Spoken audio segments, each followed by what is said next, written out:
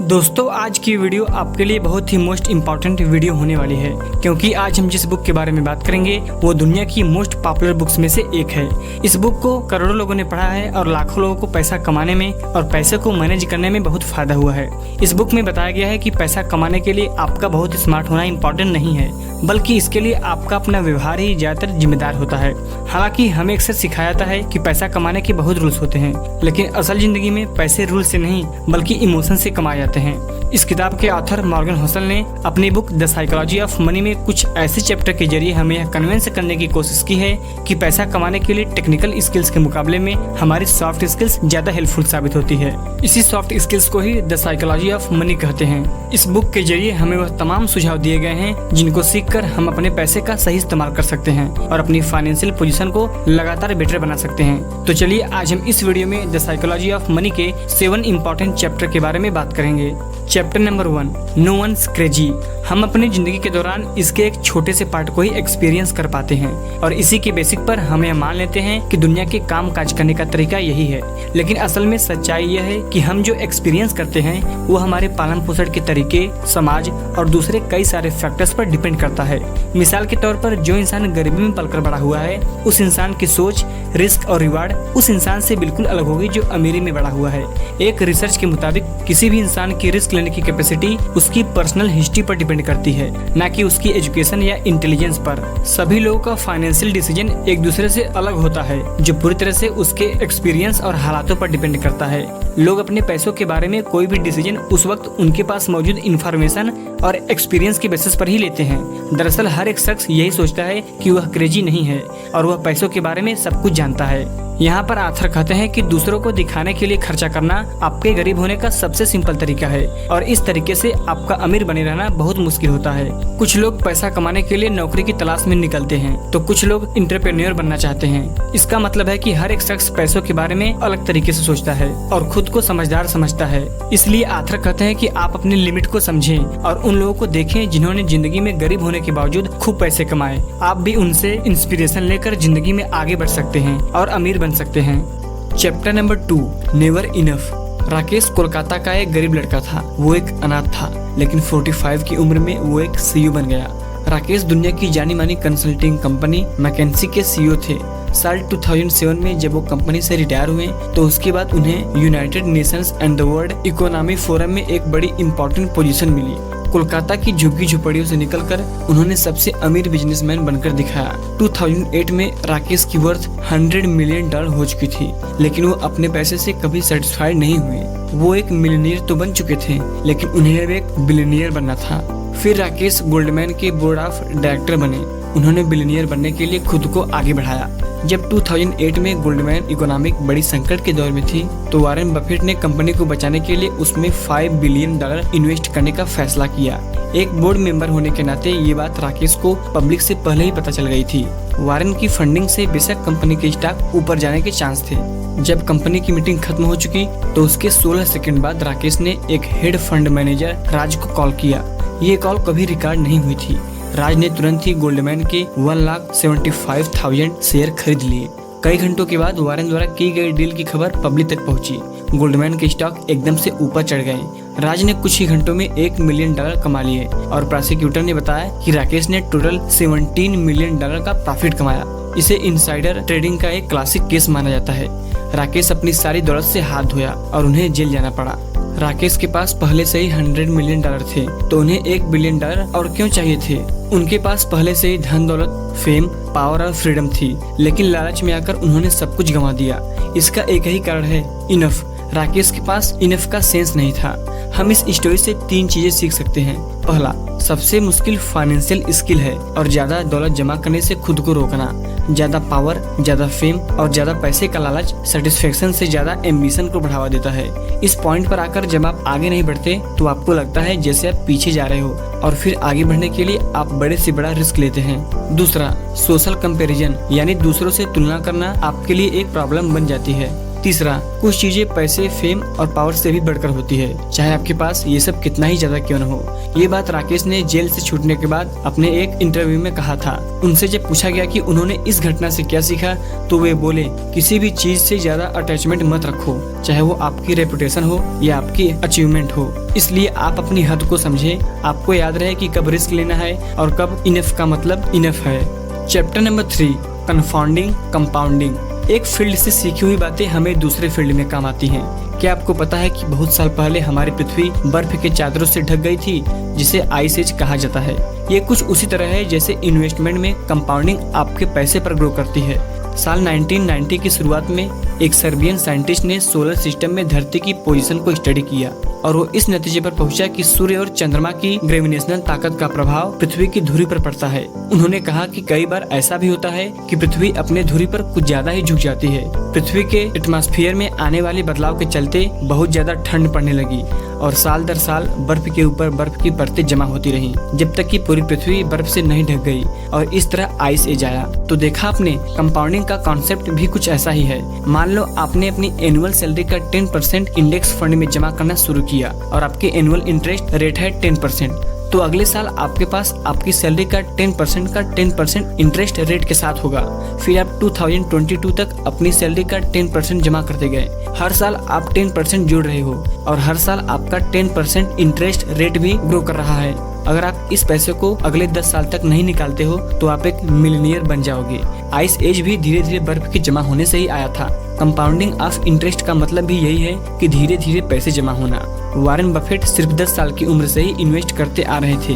Warren जब 20 या 30 के थे तो वे अपना पैसा यूं ही नहीं खर्च करते थे और उन्होंने 60 या 70 का होने तक इन्वेस्टिंग नहीं छोड़ी। वो लगातार इन्वेस्ट करते गए। उन्होंने 25 सालों तक पैसे जमा किए। वारेन बफेट की दौलत पर कई सारी किताबें भी लिखी गई हैं। उन्होंने 10 साल की उम्र से ही इन्वेस्ट करना शुरू किया था और 89 का होने तक भी करते रहे और इस प्रकार उनकी नेटवर्थ $84.5 बिलियन पहुँच गई थी। तो इस प्रकार आप भी कंपाउंडिंग के जरिए अपने पैसों को साल दर साल 10% रिटर्न की दर से ग्रो कर सकते हैं और ओल्ड होने तक आपके पास बहुत पैसे होंगे। Chapter number 4, save money. आपके खर्च करने के बाद बचे हुए पैसों को जमा करना ही वेल्थ कहलाता है। दरअसल वेल्थ को जमा करने के लिए आपको एक हाई इनकम की जरूरत नहीं होती है, बल्कि इसके लिए आपको एक हाई सेविंग्स की जरूरत होती है। आपकी वेल्थ की वैल्यू आपकी इच्छा और जरूरत के ऊपर डिपेंड करती है। आपकी सेविंग आपके ईगो और आपके इनकम के बीच का एक गैप होती है। आपकी सेविंग्स को बढ़ाने का सबसे अच्छा तरीका आपकी इनकम को बढ़ाना नहीं होता, बल्कि आपकी ह्यूमिलिटी यानी विनम्रता को बढ़ाना होता है। आप अपनी इच्छाओं को कम करके अपने खर्च को कम कर सकते हैं और आप अपनी इच्छाएं तभी कम कर सकते हैं जब आप इस बात पर ज्यादा ध्यान ना दें कि लोग आपके बारे में क्या कहेंगे। आपके पास पैसा बचाने के लिए किसी भी तरह की वजह का होना जरूरी नहीं है। बिना किसी गोल के सेविंग करना आपको लॉन्ग रन में फ्लेक्सिबिलिटी देता है और आपके पास हर चीज के लिए ज्यादा ऑप्शंस होते हैं। फ्लेक्सिबिलिटी आपको एक कम्पिटिटिव एडवांटेज देता है, जिसका मतलब है कि आप किसी अच्छी जॉब का वेट कर सकते हैं या आप कोई नई स्किल सीखने के लिए टाइम निकाल सकते हैं। आथर कहते हैं कि बचत करने के मामले में 3 तरह के लोग पाए जाते हैं। पहले वो जो ये सोचते हैं कि उन्हें बचत करने की जरूरत नहीं है। दूसरे वो जो ये सोचते हैं कि वे बचत कर ही नहीं सकते। तीसरे वो जो बचत करते हैं और वक्त के साथ साथ बहुत अमीर बन जाते हैं। उनका बुढ़ापा आराम से करता है। लेकिन पहली और दूसरी तरह के लोग अपनी बाकी उम्र परेशानी और तंगहाली की जिंदगी में गुजारते हैं और दूसरों पर डिपेंड रहते हैं। वे स्वभाव से बहुत कड़वे भी हो जाते हैं। इसलिए आप इन सब परेशानियों से बचने के लिए आज से ही बचत करना सीखिए और बचे हुए पैसों को इन्वेस्ट कीजिए। Chapter number 5, getting wealthy versus staying wealthy. अमीर बनने के कई तरीके हो सकते हैं, लेकिन अमीर बने रहने का सिर्फ एक ही तरीका है। चलिए तो ये बात हम इन 2 इन्वेस्टर्स की कहानी से सीखते हैं। जेसी अपने टाइम का बेस्ट स्टॉक ट्रेडर्स में से एक था। वो 1877 में पैदा हुआ था, जब दुनिया को पता भी नहीं था कि ट्रेडर कोई भी बन सकता है। उससे पहले ही उसने खुद को एक ट्रेडर के तौर पर इस्टेब्लिश कर लिया था। 30 साल की उम्र में ही जेसी ने $100 मिलियन कमा लिए थे। 1929 में स्टॉक मार्केट क्रैश हो गई, जिसकी वजह से भारी परेशानियां आई। उन दिनों चारों तरफ बस यही न्यूज छाई हुई थी कि स्टॉक मार्केट नीचे गिरने से कई लोग सुसाइड कर रहे थे। 29 अक्टूबर 1929 के दिन जेसी का परिवार घर पर उसका इंतजार कर रहा था। उसकी वाइफ और 2 बच्चे दरवाजे पर खड़े होकर उसके आने की राह देख रहे थे और उसकी मदर इन लॉ बेडरूम में अंदर बैठकर रो रही थी। जेसी घर पहुंचा। वो शॉक में था, पर इसलिए नहीं कि उसका दिवालिया निकल चुका था। उसने अपने वाइफ को पूरी बात बताई। हुआ यूँ था कि जेसी ने शर्त लगाई थी कि स्टॉक मार्केट नीचे आएगा और उसका अंदाजा एकदम सही निकला और वो करोड़पति बन गया। उस दिन 29 अक्टूबर को उसने $3 बिलियन पैसे कमाए थे। जब हर कोई ये शर्त लगा रहा था कि स्टॉक मार्केट का रेट अब ऊपर जाएगा, तो उस वक्त जेसी ने भविष्यवाणी की थी कि स्टॉक मार्केट नीचे गिरेगा। बस फिर क्या, वो शर्त जीत गया और रातों रात बिलियनियर बन गया। पर सनी के साथ कुछ डिफरेंट हुआ। सनी एक अमीर रियल एस्टेट डेवलपर था। 1920 के दौरान वो मिलियनियर बन चुका था। बाकी ट्रेडर्स की तरह सनी ने भी काफी शर्त लगाई थी कि स्टॉक मार्केट ऊपर जाएगा, तो स्टॉक मार्केट क्रैश हो गया और कुछ दिनों बाद ही सनी गायब हो गया। दरअसल उसने सुसाइड कर लिया था। अब फिर से जेसी की स्टोरी पर आते हैं और उसकी कहानी पूरी करते हैं। 1929 के स्टॉक मार्केट क्रैश हो जाने के बाद जेसी ओवर कॉन्फिडेंट और अनस्टॉपेबल हो गया। वो एक के बाद एक बड़ी बड़ी शर्तें लगाता चला गया और हमेशा जीतता चला गया। जेसी को लगा कि वो यूं ही हमेशा जीतता रहेगा, लेकिन 1933 में उसने स्टॉक मार्केट में अपना सारा पैसा गंवा दिया। जेसी भी कुछ दिनों बाद गायब हो गया और उसने खुद की जान ले ली। जो चीज सनी के साथ हुई थी वही 4 साल बाद उसके साथ भी हुई। सनी की तरह वो भी सुसाइड करने पर मजबूर हो गया था। तो देखा आपने, दोनों आदमी अमीर तो बन गए थे पर अपनी अमीरी बरकरार नहीं रख सके। पैसा कमाना एक बात है, पर उसे बनाए रखना अलग चीज है। पैसे कमाने के लिए आपको बाहर निकलना पड़ेगा, रिस्क लेने पड़ेंगे, आपको ऑप्टिमिस्टिक बनना होगा। कुल मिलाकर पैसे को बनाए रखने के लिए आपको हम्बल होना पड़ेगा। आपको ये बात याद रखनी होगी कि किसी भी वक्त, किसी भी सेकंड आपकी सारी दौलत छीन सकती है, क्योंकि जिंदगी ऐसी ही है। यहाँ कब क्या होगा कोई नहीं जानता। कभी आप एकदम टॉप पे जाओगे तो कभी आप एकदम बॉटम पर। पैसे को बनाए रखने के लिए आपको सोच समझकर पैसे का इस्तेमाल करना सीखना होगा। आप अपने पैसे को फालतू की चीजों में खर्च मत करो और दिखावे में ना जाओ। आपको पैसा कमाने के साथ साथ जिंदगी में और भी जरूरी चीजें जैसे एक्सरसाइज, खेल, लर्निंग, परिवार वगैरह, इन सब पर अपना थोड़ा टाइम जरूर देना चाहिए, क्योंकि जिंदगी जीने का रियल मजा इन छोटी छोटी रोजमर्रा की चीजों को मेंटेन रखने में ही आता है। अमीर बनने के कई सारे तरीके हैं, पर अमीरी बरकरार रखने का सिर्फ एक तरीका है, हम्बल बनो। पैसे की वैल्यू समझो और जो आपके पास है उसमें खुश रहना सीखो। आपकी फाइनेंशियल सक्सेस के लिए यह 3 अहम चीजें जिम्मेदार होती हैं। पहला, हाई सेविंग रेट। दूसरा, पेशेंस। तीसरा, optimism. Chapter number 6, you will change.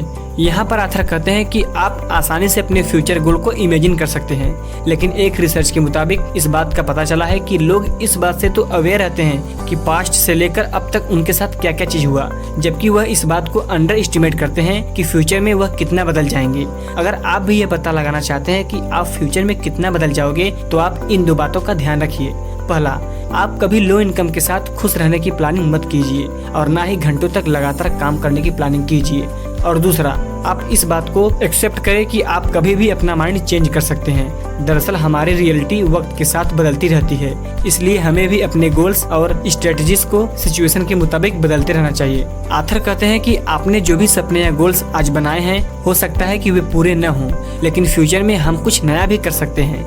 आप अपने पास्ट में जीते ना रहिए और ये मत सोचिए कि स्कूल या कॉलेज में आपके मार्क्स तो बहुत कम थे, इसलिए आप अच्छे स्टूडेंट नहीं थे। असल में इससे कोई फर्क नहीं पड़ता, क्योंकि आपका फ्यूचर आपके पास्ट पर डिपेंड नहीं होता। आप जब चाहे अपना फ्यूचर बना सकते हैं। कोई भी शख्स कभी भी छोटा सा बिजनेस लगाकर भी लाखों करोड़ों कमा सकता है। इसलिए आपके दिमाग में समाज के नाम पर जो फालतू का डर भरा हुआ है, उसे बाहर निकाल दीजिए और अपनी बनाई हुई गोल्स के साथ चलकर आप खुद को चेंज कीजिए। Chapter number 7, wealth is what you don't see. इस चैप्टर में बताया गया है कि ज्यादातर महंगी और फैंसी कार चलाने वाले लोग असल में ज्यादा अमीर नहीं होते। वो अपना ज्यादातर पैसा महंगी कार पर ही खर्च कर देते हैं। एक महंगी कार खरीद लेने से ऐसे लोगों के बारे में यह पता नहीं चलता कि उन्हें वाकई में पैसों की समझ है, बल्कि सच्चाई तो ये है कि ऐसे लोगों को पैसों की बिल्कुल भी समझ नहीं होती। दरअसल हम में से ज्यादातर लोग दूसरों को बाहरी इंफॉर्मेशन की बेसिस पर ही जज कर लेते हैं, जैसे कोई शख्स कौन सी गाड़ी चलाता है, वह कैसे घर में रहता है और किस तरह के कपड़े पहनता है वगैरह। लेकिन असल में वेल्थ नजर नहीं आती। यह ऐसे एसेट्स होते हैं जिन्हें बाहरी दिखावटी चीजों में नहीं बदला जाता, जैसे इन्वेस्टमेंट, प्रॉपर्टी और बिजनेसमैन वगैरह। आपका अमीर होना सिर्फ आपकी मौजूदा इनकम को दिखाता है, लेकिन आपके वेल्दी होने का मतलब है कि आपका मौजूदा इनकम और सेविंग मिलाकर इतनी ज्यादा होनी चाहिए ताकि आप फ्यूचर में बिना किसी परेशानी के अपने पैसे खर्च कर सकें।